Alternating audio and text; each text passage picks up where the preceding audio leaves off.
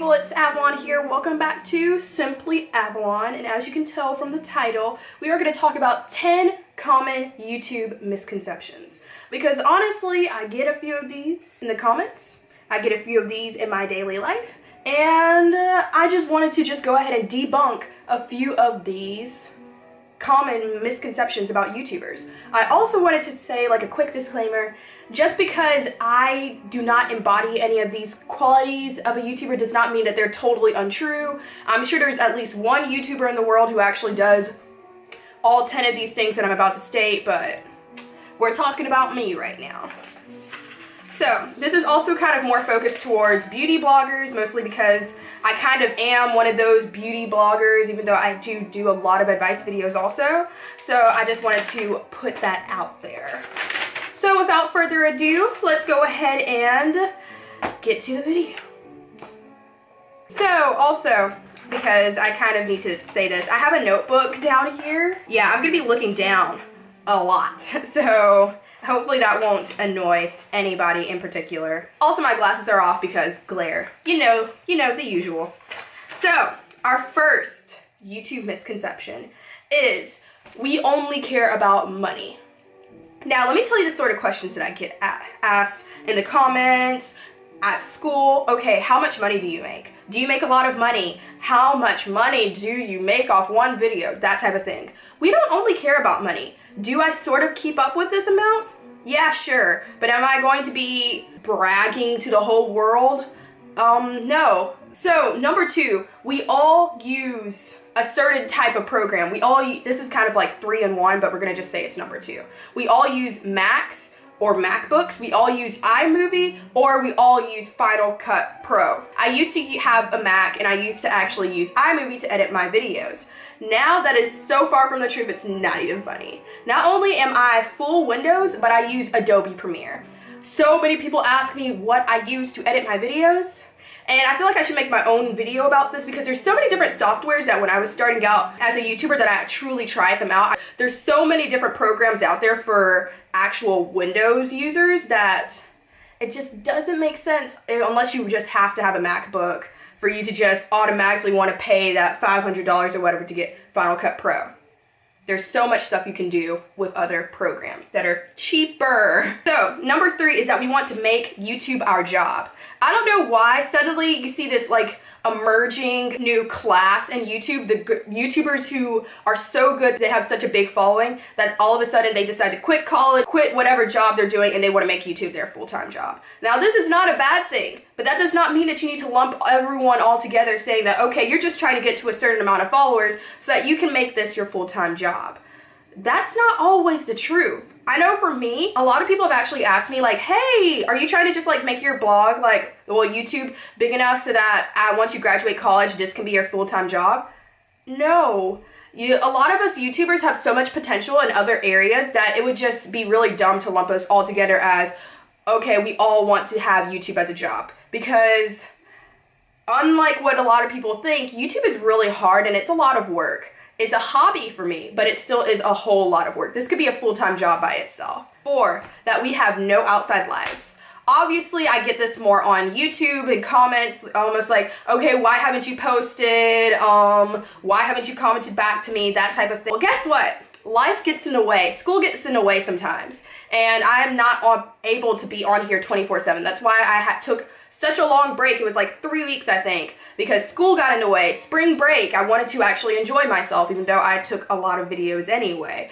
There's just so many things outside of YouTube that I am actually into that, I mean, I do try and incorporate it sometimes, like soccer. I'm really involved in soccer, obviously, but small things like Key Club. I never talk about that here on YouTube, but I'm actually now the president of Key Club. So, number 5, this one's big. Our lives are perfect. You look at our Instagrams, you look at our YouTube videos even, and you see that it is edited to perfection. You see our morning routines and think, oh my gosh, they have it made. Honey, that's just not true. I don't care what YouTuber you are, who you've watched. I don't care if you're My Life is Ava, if you are Thatcher Joe. I don't care who you are. None of your lives are perfect.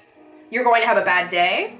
I know I have bad days. But the problem is, why would we show that on YouTube? I guess it's actually a big problem in our actual YouTube verse. We actually portray that we are these perfect specimens when in fact we are not. And it kind of just gives a lot of people the wrong idea of what YouTubers are. Like almost like, if I become a YouTuber, I will have the perfect life that you see on our Instagrams. So number 6 is that we're all young. Now, okay, obviously I am young. I am almost 16, but I am actually 15, obviously. And I see a common thing around here is that a lot of people expect YouTubers to be either college age or younger.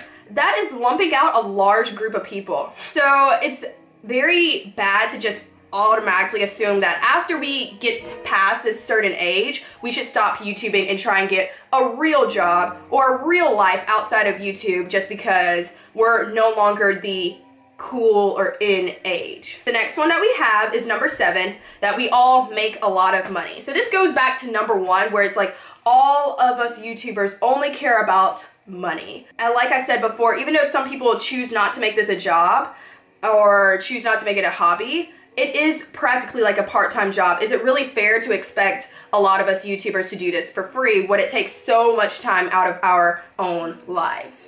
So that is actually number 8. YouTube is easy to do. XXX. It is so not easy to do. This, what you are seeing in front of you, is only a piece of the puzzle.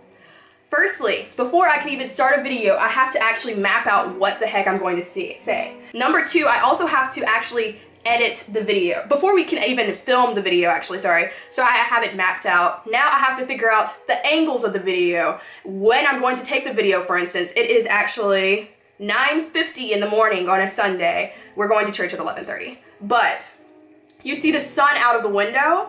Well, guess what? If I would have just gotten this idea at nighttime, the lighting would have been totally different. I would have had to use some of my white light lamps or whatever back here, and that would have been an interesting thing. Then we have to set up our tripod. And then, of course, now that we have filmed the video, we actually have all the clips that we want for the video. Now we have to go and take it to the computer and load it onto our computers and edit. Editing can take anywhere, at least for me, from 30 minutes all the way to nearly a week, depending on the video. If you see like my outfit of the week videos, firstly, the last one that I actually posted, that took me a month to actually edit. Why did it take me that much time?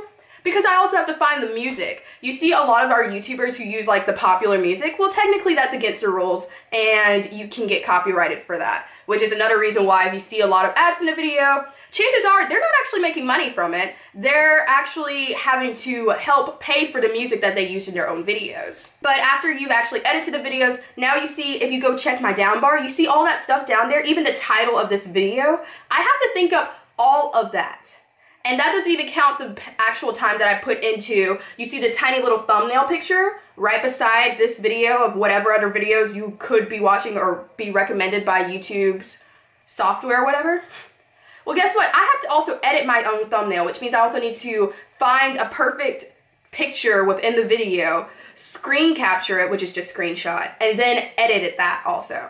That means that a video as short as this one could take me up to a week to get done. Maybe a day if it's super short, like the spoken word poetry that I did, maybe a day. So there's a lot of stuff that goes on behind the scenes and even in front of you that you just don't necessarily know about. So that brings me to number 9, that we aren't real people.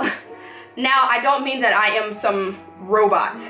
Sometimes though, when you're just watching this video on your computer, you don't realize that there is someone behind that screen. I am actually a real person. I read your comments. So when you talk about like, okay, I hate your hair, you look like the weekend gone wrong, or something like that, that's actually happened.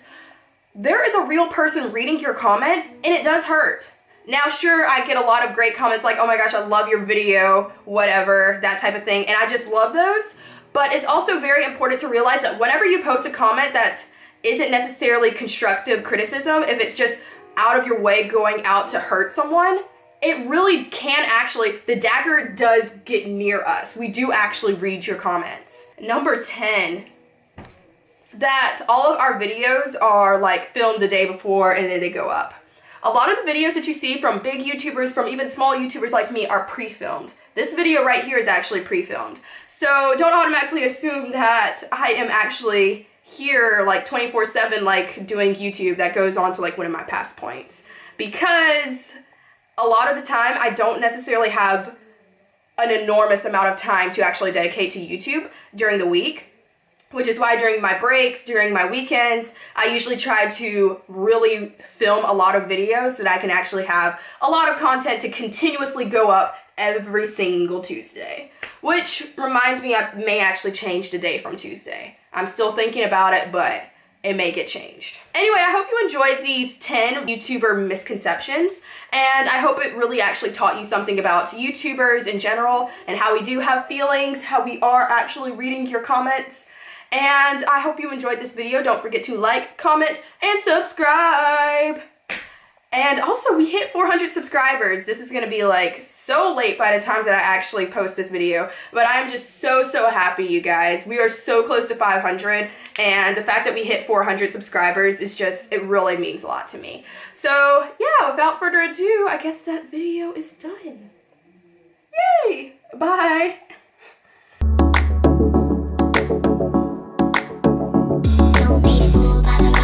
I'm still Jenny from the block. Used to have a little, now I have a lot. No matter where I go,